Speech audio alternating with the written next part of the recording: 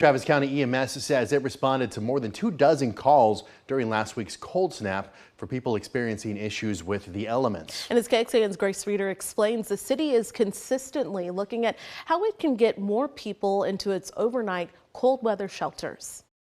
Medics responded to 28 cold-related illness calls during last week's cold snap. That's according to Austin Travis County EMS. Of those, crews took 11 people to the hospital. We never want to see those numbers, right? We want to see 0 hypothermia calls and 0 fatalities as a result for it. The good news is EMS says nobody they checked out or transported to hospitals last week died.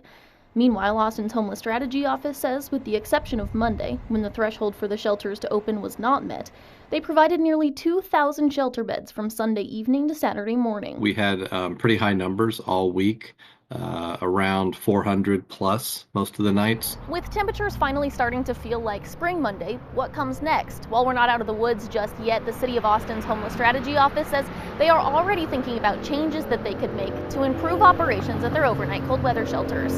And we've talked about, like in April and May, really coming together with the city departments and talking about what worked, what didn't work, what can we change. And then we also really want to bring in the community and hear from them about what they're seeing, what worked and what didn't work, and what changes we can make. The City of Austin already made significant changes going into the winter, including simplifying the threshold for those shelters to be activated and notifying people sooner.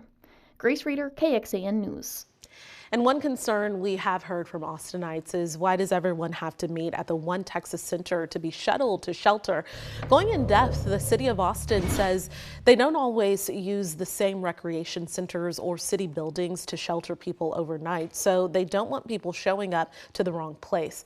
The city has talked about creating another embarkation point further north, but says it struggled to find a building that could temporarily hold or transfer hundreds of people on short notice.